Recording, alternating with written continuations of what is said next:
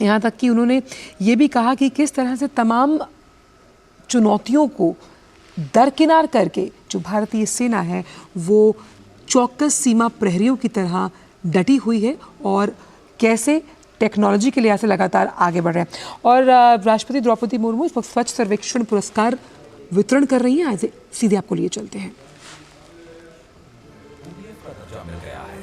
महाराष्ट्र ने पूरे देश में अपना परचम फहरा दिया है। Doctor K H. Govindraj, principal secretary urban development की अगुवाई में टीम महाराष्ट्र देश के सबसे स्वच्छ राज्य के पुरस्कार को ग्रहण कर रहे हैं। जोरदार तालियों के साथ उत्साहवर्धन करें।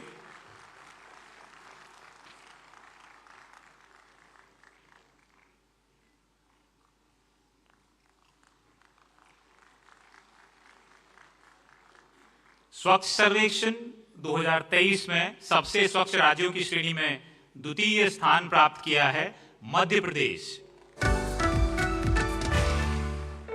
मध्य प्रदेश ने जीत लिया है भारत के दूसरे सबसे स्वच्छ राज्य का खिताब। मध्य प्रदेश में एक 7 स्टार, एक 5 स्टार, 24 3 स्टार और 132 1 स्टार गार्बेज फ्री सिटीज बन गई हैं। राज्य में 7 water plus, 361 ODF plus, 3 ODF plus और 7 शहरों को ODF का दर्जा मिल गया है। मध्य प्रदेश ने स्वच्छता के प्रति अपने प्रयत्नों से जीत लिया है पूरे देश का दिल। माननीय मुख्यमंत्री महोदय मध्य प्रदेश की अगुवाई में टीम मध्य प्रदेश देश के सबसे स्वच्छ राज्यों की श्रेणी में द्वितीय पुरस्कार को ग्रहण कर रहे हैं। जोरदार तालियों के साथ उत्साहवर्धन करें मध्य प्रदेश।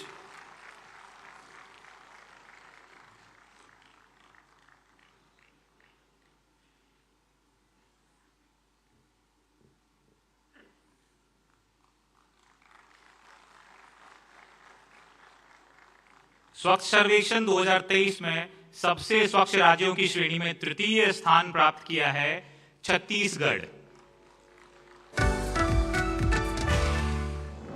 छत्तीसगढ़ जीत गया है देश के तीसरे सबसे स्वच्छ राज्य का खिताब। छत्तीसगढ़ में 2 5 स्टार, 23 3 स्टार और 47 1 स्टार गार्बेज फ्री सिटीज बन गई हैं। छत्तीसगढ़ में एक water plus, 164 ODF plus, 1 ODF plus और 3 शहरों को ODF का दर्जा मिल गया है। छत्तीसगढ़ कचरा मुक्त भारत की दिशा में आगे बढ़ रहा है। माननीय मुख्यमंत्री महोदय छत्तीसगढ़ की अगुवाई में टीम छत्तीसगढ़ देश के सबसे स्वच्छ राज्यों की श्रेणी में तृतीय पुरस्कार को ग्रहण कर रहे हैं। जोरदार तालियों के साथ उत्साहवर्धन करें।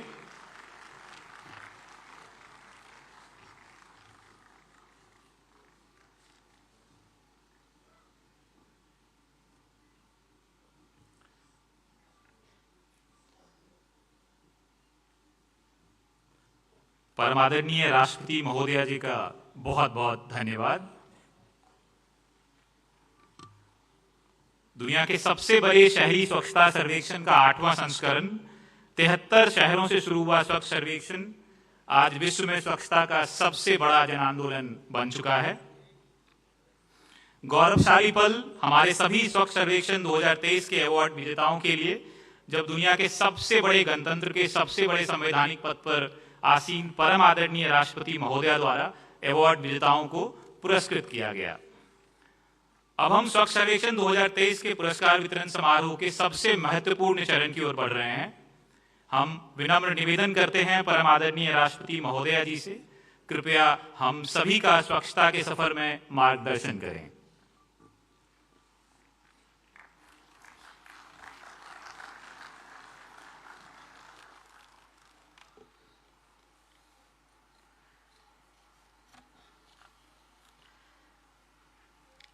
आज के इस स्वच्छ सर्वेक्षण पुरस्कार समारोह में उपस्थित minister of housing and urban affairs Shri Hardeep Singh Puri ji, यहाँ उपस्थित मध्य प्रदेश के मुख्यमंत्री डॉक्टर मोहन यादव जी, छत्तीसगढ़ के मुख्यमंत्री श्री विष्णुदेव साय जी, लद्दाख के उपराज्यपाल ब्रिगेडियर BD मिश्रा जी, उपस्थित जनप्रतिनिधिगण, केंद्र सरकार विभिन्न राज्यों तथा संघ राज्य क्षेत्रों, शहरी निकायों एवं अन्य संस्थाओं के प्रतिनिधिगण, सफाई मित्रों, देवियों और स्वजनों, स्वच्छ सर्वेक्षण 2023 के अनुसार पुरस्कार प्राप्त करने वाले सभी विजेताओं को मैं हार्दिक बधाई देती हूँ।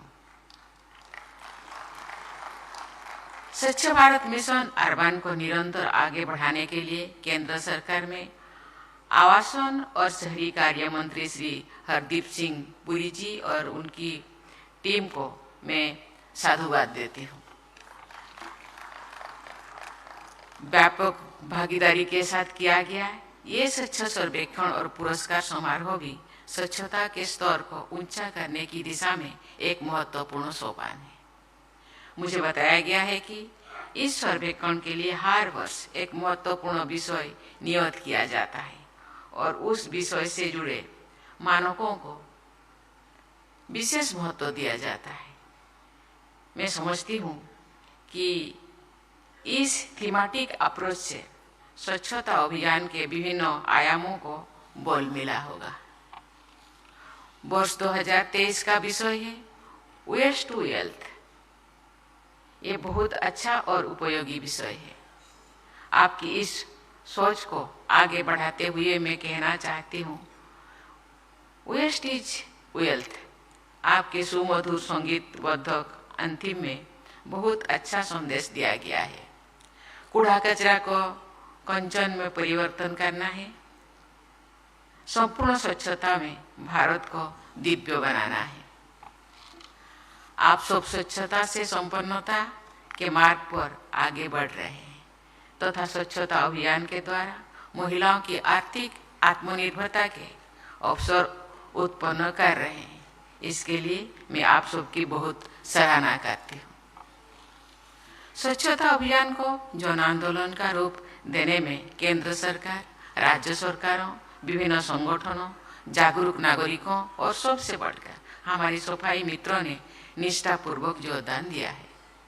ये पूरी देश के लिए गर्व की बात है कि पिछली गांधी जयंती के एक दिन पहले यानी 1 अक्टूबर के दिन प्रधानमंत्री जी की प्रेरणा से करोड़ों देशवासियों ने स्वच्छता के लिए श्रमदान करते हुए 1 तारीख 1 घंटा एक साथ कार्यक्रम को सफल बनाया है। ऐसा करके हमारे देशवासियों ने राष्ट्रपिता को सच्ची श्रद्धांजलि अर्पित की है। स्वच्छता के महत्व पर गांधी जी के विचार और कार्य हमारी विरासत के गौरवशाली अध्याय है। सत्य और अहिंसा के साथ गांधी जी के स्वच्छता के आदर्शों को अपने आचरण में ढालकर हम सब गांधी जी के सपनों के भारत के निर्माण में अपना योगदान दे सकते हैं। हमारे सफाई मित्रों हमारे स्वच्छता अभियान के कर्णधार रहे हैं। मैं सभी देशवासियों की ओर से सफाई मित्रों को हार्दिक धन्यवाद देती हूँ। मुझे ये जानकर संतोष हुआ है कि सफाई मित्रों की सुरक्षा, गरिमा और कल्याण को सुनिश्चित करने के लिए प्रभावी कदम उठाया जा रहा है। मैकेनाइज्ड क्लीनिंग के जरिए मेन हॉल को समाप्त करके मेशिन हॉल के माध्यम से सैनिटेशन का लक्ष्य हासिल करके ही हम एक संवेदनशील समाज के रूप में अपनी सही पहचान बना सकेंगे। ये अत्यंत सराहनीय है कि स्वच्छ भारत मिशन के दूसरे चरण में सर्कुलरिटी इन वेस्ट मैनेजमेंट पर जोर दिया जा रहा है। अधिक से अधिक वस्तुओं को रिसाइकल और रीयूज करने की सर्कुलर इकोनॉमी की पद्धतियाँ सस्टेनेबल डेवलप के लिए सहायक सिद्ध हो रही है। वेस्ट मैनेजमेंट के क्षेत्र में भी ऐसा प्रणाली अत्यंत उपयोगी सिद्ध होगी। मुझे ये जानकर प्रसन्नता हुई है कि आप सब ने वर्ष 2024 के स्वच्छ सर्वेक्षण के लिए रिड्यूस, रीयूज एंड रिसाइकल का विषय निर्धारित किया है। यहाँ उल्लेखनीय है कि G20 की भारत की अध्यक्षता की सराहना करते हुए सभी सदस्य देशों ने resource efficiency and circular economy industry coalition की स्थापना के लिए भारत के प्रति आभार प्रकट किया है। साथ ही सभी सदस्य देशों ने पर्यावरण अनुकूल वेस्ट मैनेजमेंट और वर्ष 2030 तक वेस्ट जनरेशन में भारी कमी लाने के लिए अपनी प्रतिबद्धता व्यक्त की है। इनिशिएटिव्स के महत्व को सभी सदस्य देशों ने प्राथमिकता प्रदान की है। देवियों और स्वजनों, वैल्यू फ्रॉम वेस्ट की धारणा पर गहराई से विचार करें तो जाहिर होता है कि हर चीज़ वैल्यूएबल है, कुछ भी वेस्ट नहीं है। ग्रीन वेस्ट से बायोगैस बनाने और रिफ्यूज डिराइव्ड फ्यूल से बिजली पैदा करने के पीछे यही समग्र और प्रगतिशील सोच काम करती है।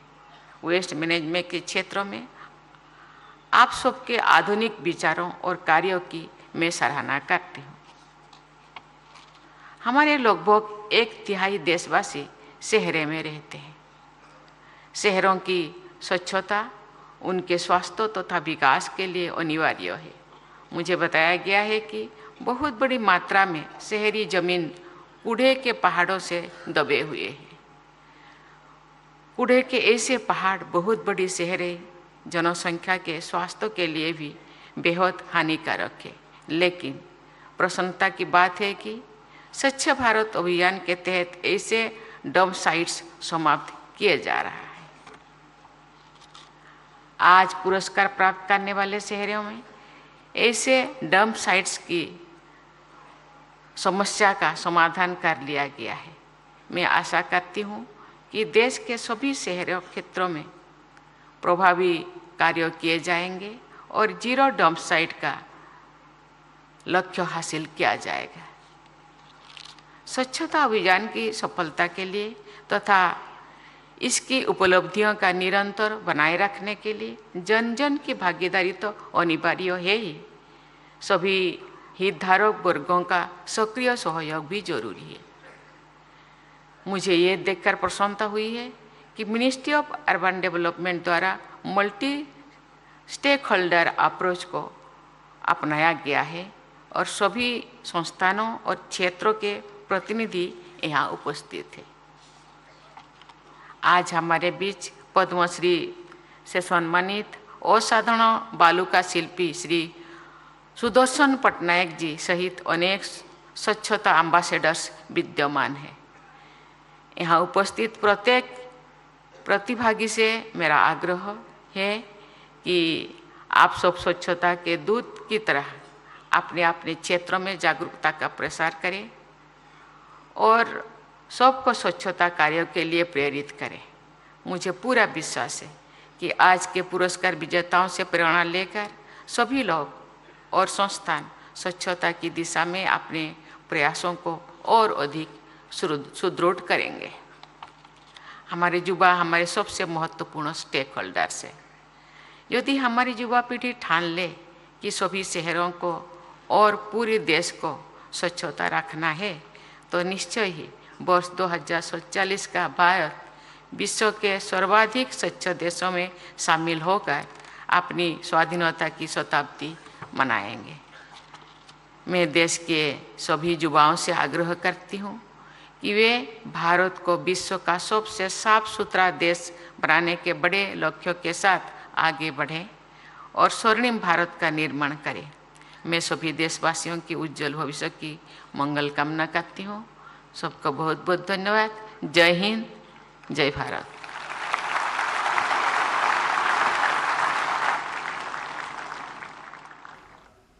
आप देख रहे थे नई दिल्ली से सीधा